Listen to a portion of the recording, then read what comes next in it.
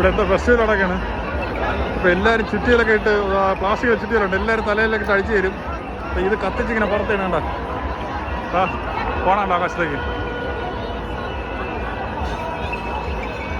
പോർച്ചുഗലിൽ പോർത്തോ എന്നൊരു സ്ഥലത്താണ്. അതായത് പോർച്ചുഗലിൻ്റെ ഫസ്റ്റ് ക്യാപിറ്റലായിരുന്നു പോർത്തോ.